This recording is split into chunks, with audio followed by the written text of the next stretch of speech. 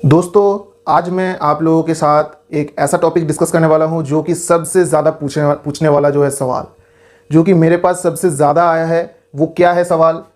अगर मैं लोन का ईएमआई दे नहीं पाता हूं तो क्या होगा मेरे साथ? ये सबसे ज़्यादा पूछे जाने वाला सवाल, जो कि आप सबके मन में आता है कि अगर मैं डिफ़ॉल्टर हो जाता हूं या फिर अगर मैं लोन का रिपेमेंट नहीं कर पाता हूं, वो धमकी देते हैं, लीगल एक्शन लेगा। क्या हो सकता है आप लोगों के साथ, क्या नहीं हो सकता है, सारा कुछ मैं आप लोगों को डिटेल में बताऊंगा। तो वीडियो पूरे एंड तक देखिए, तभी आप लोगों को पता चलेगा। दोस्तों, अगर आप लोग नए हैं मेरे चैनल पर, सब्सक्राइब बटन प्रेस करके बेल आइकन को हिट कर दो, ताकि ऐसी इंफॉर्मेशन जब भी दूँ सबसे पहले आपको नोटिफिकेशन थ्रू मिलता रहे। दोस्तों, चलिए टॉपिक के ऊपर चलते हैं। तो टॉपिक पे यहाँ पे जो लिखा है, देखिए, अगर मैं लोन का ईएमआई दे नहीं पाता हूँ तो क्या होगा मेरे साथ। अगर आप लोग लोन का ईएमआई मतलब डिफ़ॉल्ट करते हो तो आप लोगों के साथ क्या हो सकता है। लेकिन उससे पहले आप लोगों को ये जानना ज़रूरी है, लोन कितने टाइप का होता है। ठीक है, देखिए, लोन दो टाइप का होता है। एक होता है सिक्योर्ड लोन, एक होता है अनसिक्योर्ड लोन। सिक्योर्ड लोन में क्या होता है, जो कि मॉर्टगेज रखते हैं, जैसे कि property, gold, house, car, bike, मतलब गिरवी रखना। अगर आप लोग कोई भी लोन लेते हो लेकिन उसके बदले आप लोग किसी चीज़ को गिरवी रखते हो बैंक के पास, तो वो होता है सिक्योर्ड लोन। मतलब क्या है, बैंक आप लोगों को बहुत ज़्यादा अमाउंट दे रहा है, लेकिन उसके ऊपर आप लोगों को एक चीज़ जो है प्रॉपर्टी आप लोगों को वहाँ पे रखना पड़ेगा, गिरवी देना पड़ेगा, ताकि अगर किसी टाइम में अगर आपने लोन का रिपेमेंट नहीं कर पाते हो तो वो उस चीज़ को बेचकर बैंक का जो पैसा है वो वापस कर सकता है, वापस ले सकता है। तो ये कानूनी कार्रवाई है, ये एक लीगल प्रोसीड्योर में जाते हैं और ये कर सकते हैं। ये कानून खुद से जो कि बैंक के पास है, ये राइट्स है बैंक के पास कि आप लोगों का जो भी सामान है वो बेचकर उन लोगों का पैसा जो है वो वापस ले सके।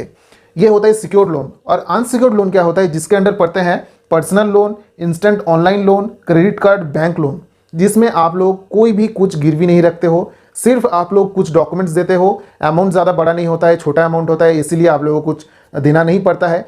आप लोगों को डॉक्यूमेंट्स देना पड़ता है या फिर कुछ चेक वगैरह देना पड़ता है, आप लोगों को बैंक में ट्रांसफ़र कर दिया जाता है अमाउंट। तो अगर आप लोग सिक्योर्ड लोन लिए हैं तो आप लोगों के साथ क्या हो सकता है, ये आप ध्यान से सुनिए। अगर आप लोग सिक्योर्ड लोन लिए हैं तो आप लोगों को अगर जो भी प्रॉपर्टी आपने वहाँ पे दिए हैं एज ए बंधक, जो कि वहाँ पे रखे हैं, तो वो क्या करता है, अगर आप लोग पेमेंट नहीं कर पाते हो, जब आपका अकाउंट एनपीए चला जाता है, जैसे कि 90 दिन का जो अमाउंट, मतलब 90 दिन तक आकर आपके अकाउंट से कोई ट्रांजेक्शन नहीं हो रहा है, मतलब आपने कोई रिपेमेंट नहीं कर रहे हो, तब क्या करता है बैंक आपको एक नोटिस भेजता है कोर्ट के थ्रू कि आपका जो भी अमाउंट है 90 दिन से एनपीए में चला गया है, आपने रिपेमेंट नहीं किया है।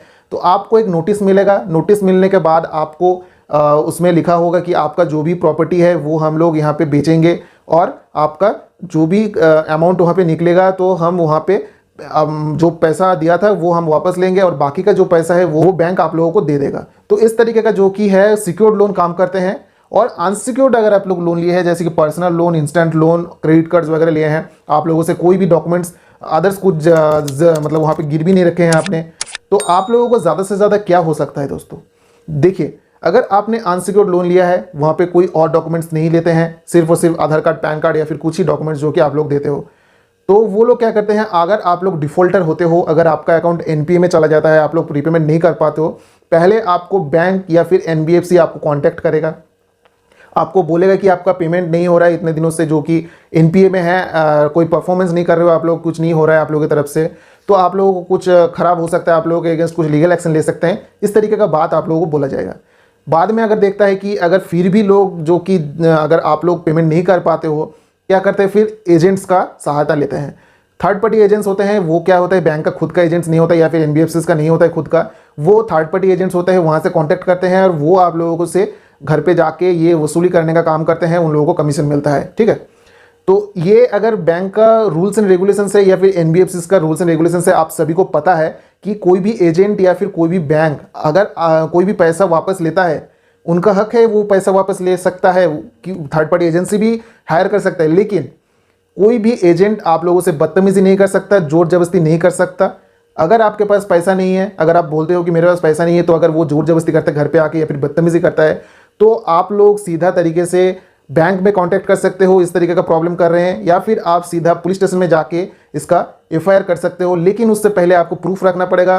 कोई भी एजेंट अगर घर पे आता है तो आप लोगों को सीधी तरीके से एक वीडियो बनाना है, आपका फ़ोन जो भी है जैसा भी फ़ोन है, एक वीडियो बनाना है बात करते हुए, आप लोगों को दिखाना है। ऐसा नहीं कि छुप के वीडियो बना रहे, सीधे तरीके से आप लोगों को वीडियो बनाना है, जैसे कि व्लॉग बनाते हैं, वीडियो बनाना है सामने से, उन लोगों को भी पता चलना चाहिए भाई मैं भी यहाँ पे आ रहा हूँ, मतलब वीडियो में मेरा रिकॉर्डिंग हो रहा है। तो वो क्या करेगा, डर के मारे आपसे बदतमीजी नहीं करेगा। अगर कर भी दिया तो आपके पास प्रूफ रह जाएगा, वो आप एविडेंस के थ्रू आप पुलिस स्टेशन में दिखा सकते हो।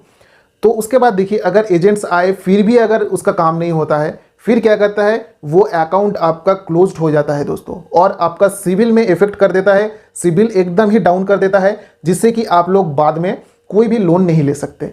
ये सिंपल तरीका का है अनसिक्योर्ड लोन, चाहे वो आप पर्सनल लोन ले, चाहे इंस्टेंट ऑनलाइन लोन ले, चाहे क्रेडिट कार्ड ले, चाहे बैंक से लोन ले, कुछ नहीं करता, कोई लीगल एक्शन नहीं होता, कुछ भी नहीं होता। अगर आप लोगों ने डिफॉल्ट कर दिया, ना ही आप लोगों को जेल जाना पड़ेगा, ना ही आप लोगों को कोर्ट जाना पड़ेगा, ना ही आपके घर पे पुलिस आएगा, ठीक है।